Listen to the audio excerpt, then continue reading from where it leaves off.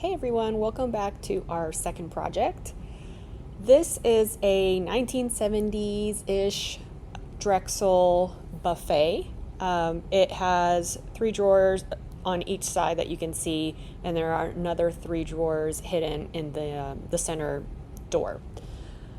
It's a really nice piece. It is heavy, it is solid, but as you can see, it is very outdated. The previous owner decided they wanted to paint the drawer fronts, and it's kind of hard to see, but there is a lot of this textured orange peel on that very thick, hard paint. I do know that those moldings on the drawer fronts are plastic, but if I take them off, the piece is going to be very boring. So I've decided to keep the moldings, strip the paint, and also I plan on keeping the hardware. It is solid brass, it is very heavy, super high quality, and we are going to build a base for this. So let's get started.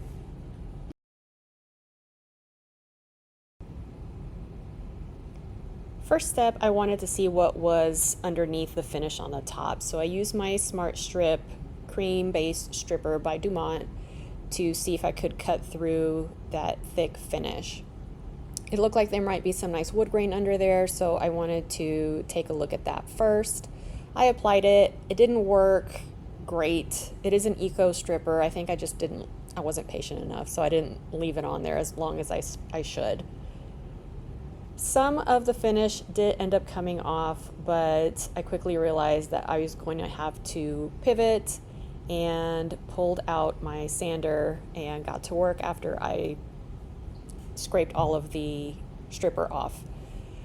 This top was a thick veneer. I'm not sure what type of wood this was. I want to say maybe ash or birch. So it did have some nice wood grain in it. But I knew I wanted to go dark with this piece, and I didn't want to leave the top in a light color.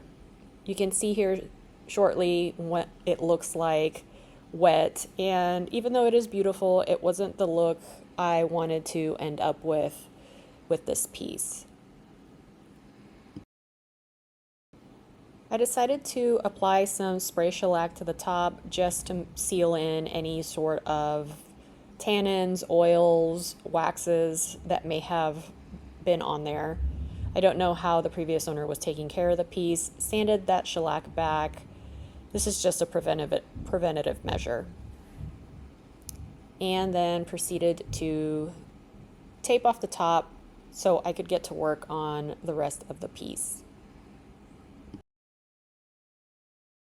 Here's what the wood grain looked like after I was done stripping and sanding it. You can see that there are some darker blotchy spots, and that is the reason why I applied the shellac, to seal those in so they wouldn't be a problem later. Here I'm using my little tape adhered to plastic. I never know what to call these things. I love it. It works really well, but just so you know, the tape that comes on there isn't the greatest. So I always just kind of double up the tape. Okay, moving on to the drawers. These were a huge pain. I don't know what that paint was. So I applied the stripper, let it sit overnight, and then removed as much as possible, only to get not great results. You could see how much residue there was still on the drawers. I think I ended up doing 2 rounds of stripper, and it got me here. So I am applying some lacquer thinner with my 2/0 steel wool, using my dental picks, trying to get all of that gray paint out of there. This process, I hate to admit, took me about 5 days for 6 drawers, which is pretty sad. Honestly, this was the hardest step in this entire flip. So you just never know what kind of paint the previous owners used. I still have no idea what kind of paint that was. It was very hard. It's latex. It wasn't anything that was meant to be used indoors.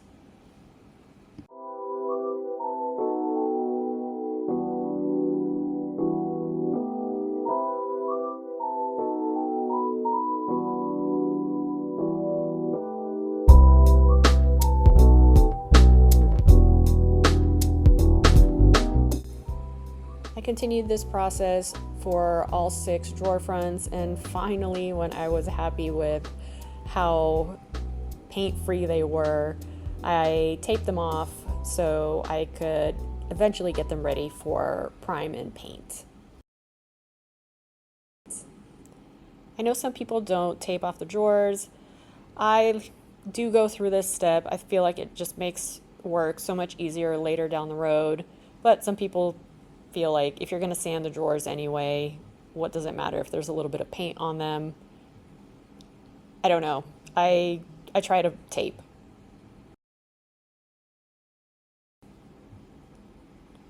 We are finally ready for primer. I am using my HomeRite Super Finish Max and the Bin Synthetic Shellac for prime. I bought a whole gallon of that stuff, so it's lasted a long time. I did scuff sand the body of the dresser before I started to prime, so there was a little bit more texture. I just didn't catch it on camera. The first coat of primer, I always go light, just because it helps to highlight any imperfections, and I knew there were imperfections in the body. I knew I was going to have to come back with some Bondo glazing putty, and here we go. I think it took me 4 rounds of Bondo glazing putty on the drawer fronts alone.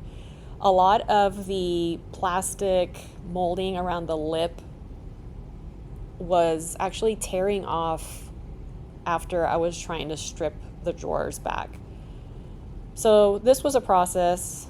It took me 3 rounds to get them to a satisfactory level, and finally when I was happy with them, I applied a last coat of primer just to seal everything in and get ready for paint.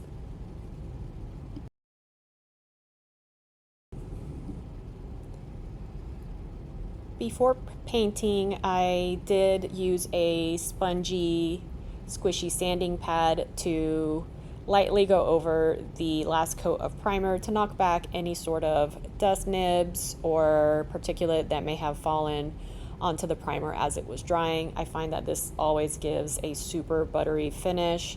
I also go through this process between every coat of paint, leaving the last coat unsanded. For my paint, I used Sherwin-Williams Emerald series in the color Black Magic. I wanted a matte finish for this dresser. This paint did go on very smoothly. I strain it into my Erlax 5700, always testing the spray pattern. I actually never used this line. I always used the Emerald Trim Enamel, so I'm more familiar with that. I did like how this sprayed. This sprayer has been amazing for me, and I got to work.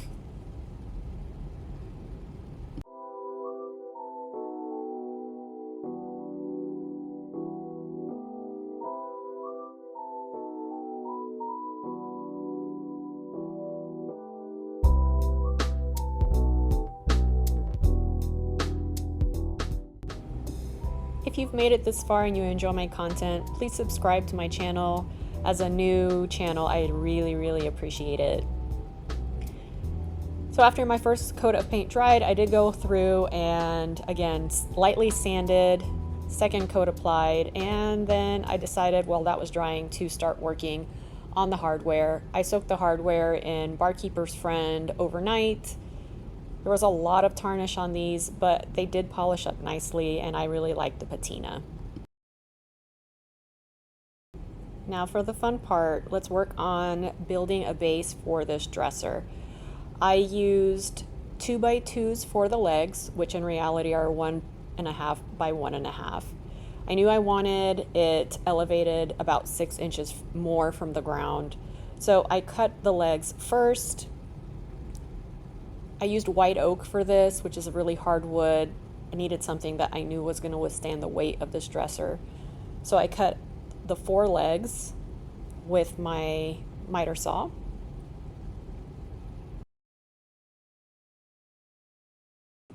Once I had the 4 legs cut, the next step was to measure out the front of the dresser and the side of the dresser. For the front cut, I knew whatever number I ended up with, I had to subtract 3, because remember, the legs are actually 1.5 by 1.5, and if you have 2 legs on either side, that would mean that you subtract 3. Same thought process goes into cutting the length of these side panels, always remembering to deduct 3 from your final measurement. So using those measurements, I cut the lengths out using, again, my miter saw.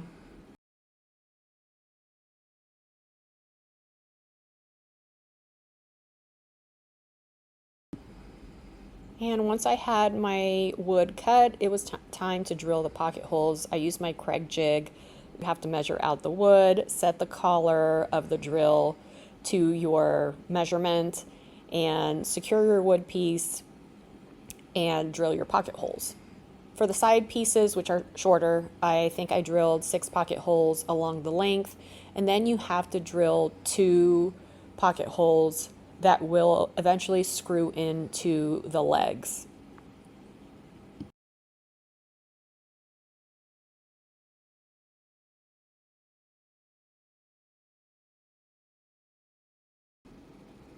Here's what the piece looked like with the vertical pocket holes screwed in, and now we have to drill the 2 horizontal ones that will eventually attach the legs to the piece.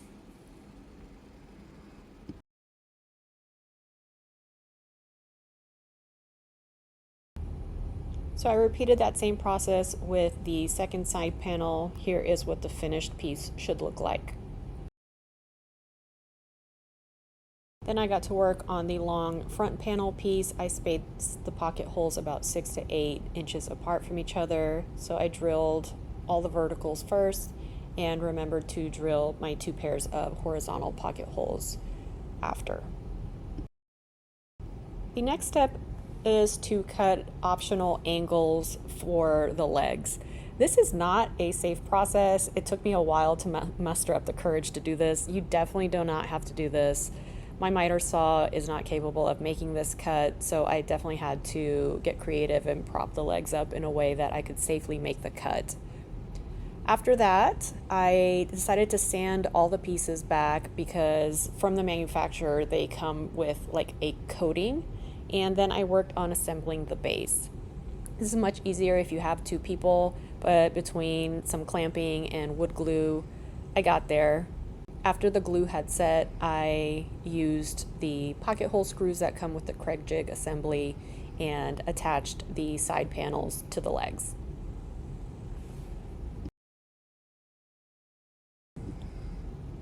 The long piece was, of course, a little bit more of a challenge just because of its length and not having an extra pair of hands. So again, had to get creative with the clamping and just be patient with the process. Next step was to attach the base to the actual dresser. I used my clamps to hold it in place, screwed a couple of strategic screws in place, and proceeded to screw into every single pocket hole.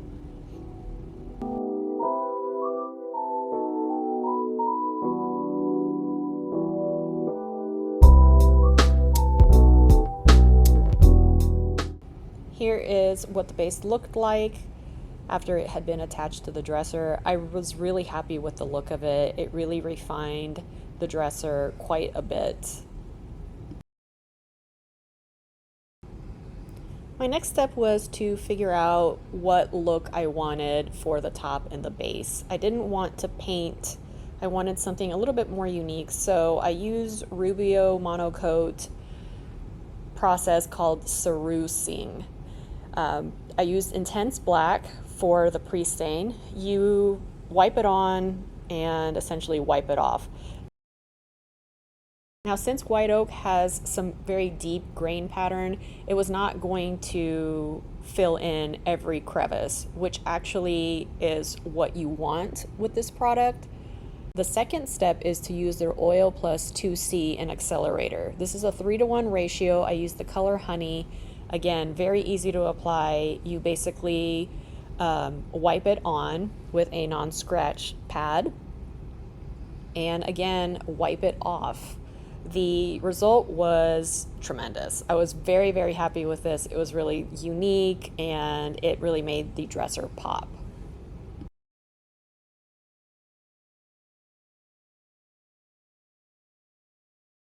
Here was the final result after the process was completed.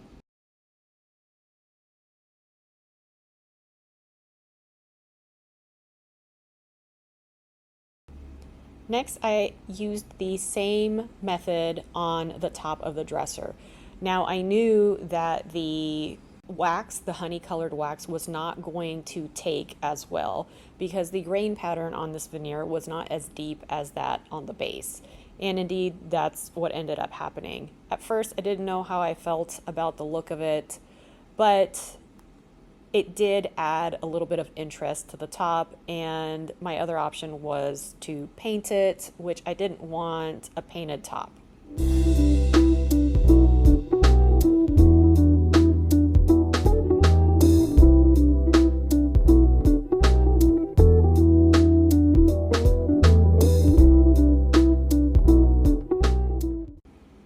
Here's the final result of the look on the dresser top.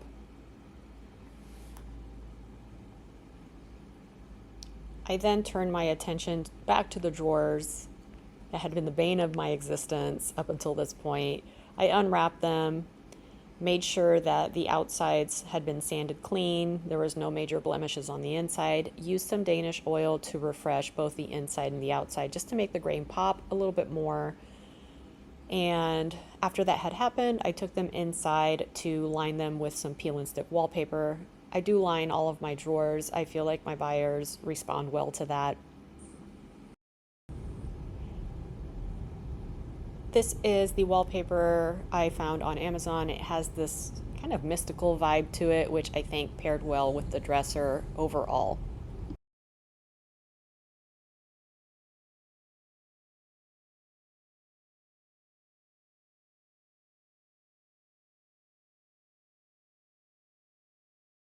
After the drawers were lined, I reattached the hardware. Let's take a look back at where we started. This dresser was definitely from the 70s. It was outdated, it looked heavy and dark, and this is what it looks like now. Really love the way that this came out. I did off camera top coat the painted body and drawer 3 times. I love the way the base turned out. It really just adds some class to the piece and brings it into, 2025 territory. Thank you so much for watching. Don't forget to subscribe. See you next time.